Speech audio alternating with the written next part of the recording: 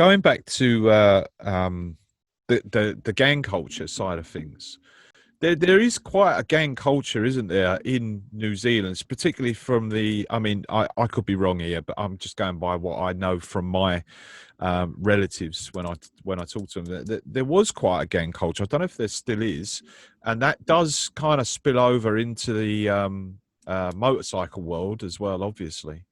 Yeah, Is I it think quite big? Is it quite is it, do you come across it much? Is there a lot of Maori influence? The old kind of tribal gangs and things like that, or is it just like part and parcel of everyday life like it is everywhere? I'm always, so we're certainly not involved with the 1% clubs. No. Although we do encounter members reasonably often. Yeah. I'm always just a little bit careful or reserved on how I personally talk about yeah. Or use the word gang, because at the end of the day, it's a club. A lot of them are just clubs, just with different what we would call kaupapa, or the spirit or the intent of the club is different. And I guess a part of being a patched motorcycle club too, you don't want to be a club that puts down other clubs or talks about them in kind of a disparaging way. I mean, no other club member has ever done me wrong, and I trust I haven't done anybody else any wrong, so but certainly there is, I guess, you're probably alluding to, I guess, a criminal element within certain clubs, and I mean, and that absolutely happens, and I think that happens all over the world, doesn't it? Yeah. We definitely do have a number of different gangs based around motorcycle gangs, 1%er clubs here. Yeah. Down where we live, we don't generally see them all that often. We see them milling around a few motorcycle events from time to time, but because we don't mix in those circles, we don't really encounter them all that often. I think that there are bigger clubs and there's more population in the North Island, so you're probably more likely to come across them up there.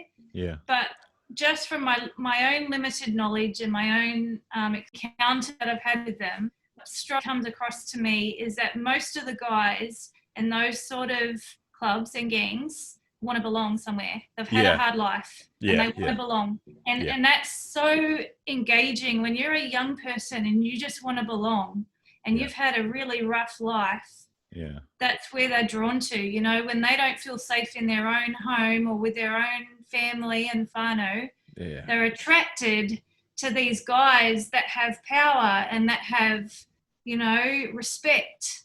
And I can understand that. I don't necessarily condone what they do, but I can understand it. And again, going back to tribal nations, that was set up as an alternative, I think. Like, I'm not sure how it works in New Zealand, but to get patches on your back, you can't just put patches on your back. Over here in the UK, if you start a club, and I don't know all the details, so I'm a little bit ignorant to it, so anybody out there, don't come after me, but if you put patches on your back, you can't just put patches on the back in the UK. You have to be recognized, and I think you have to be legitimized or given the okay. I think you have to get some kind of okay, you can wear that on your back, because this is their heart and soul. They bleed for this stuff, and it is an unwritten law, so to speak. In New Zealand, is that the same thing? Do the tribal nations have to, get respect from the right people? I'm sure they. Definitely. I could see. Actually, that's a good point. When they were looking at setting this club up, they kind of had to come alongside some of those 1%ers and go, hey, we're not trying to move in on your turf. Yeah. Our kaupapa is turf. Yeah. It's not the 80s anymore. But it's true. Our kaupapa, our values, what we believe in, are not going to encroach on your territory. They're not, this is our goal and our vision. We want this motorcycle club. We're not a threat to you. They pretty much had to explain that and get alongside some of the 1%ers to ensure that the people in the club were going to be safe. Yeah. Because, you know, if they feel threatened, it can result in violence. So you're 100% right. They had to do it the right way. Yeah. And they did. They really did. They have a lot of respect between the clubs, between the 1%ers and with us, and we're different, but we respect you, and we're not going to encroach on what you're doing, basically. Yeah. But I think that's it. It was simply done with respect. It was done. Two of our club values with tribal nations, manaakitanga and kotahitanga, loosely translate to peace and unity. And when they set the club up, you know, those were some of the founding principles, and the club was set up using those principles of, again, another Māori word, kōrero, or simply speaking, using speech to show respect. And as you say, to set up the club in a respectful way. In terms of back patches and that sort of thing in New Zealand, sounds very much like it would be in the UK. You know, you couldn't just put a three patch set on your back, and then expect to be respected, or even expect not to have people pull you up on it and saying, "Well, what's that all about?" Yeah. As Two Kiwi Riders, we've got rockers on our vests. In fact, let's have a look. See mine. There, am I on? Yeah. Filthy ass. Filthy, yeah. Well, it's been used. Yeah, but I wouldn't dream of them putting, you know, a second and a third patch on.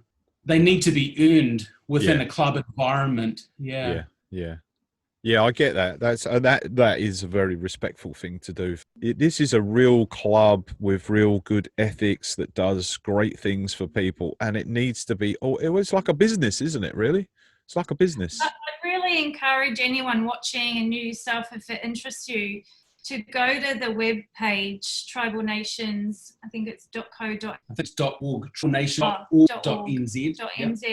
And read the background of how it was formed, what they believe in, and what basically, why we're here, why it even exists. It's so interesting, and everything that Bruce was saying about the kōrero, the speaking first, you know, before using your fists. That is so integrated in the meaning and the background of the club. In fact, it's incorporated in the logo that is used on the back patch and the front patches. And the website explains all of that. So So it's, again, for anyone else out there, go to tribalnations.org.nz and read up on what these guys are doing, and give them some love and some respect. Sure, bro. Take care, guys. Take care.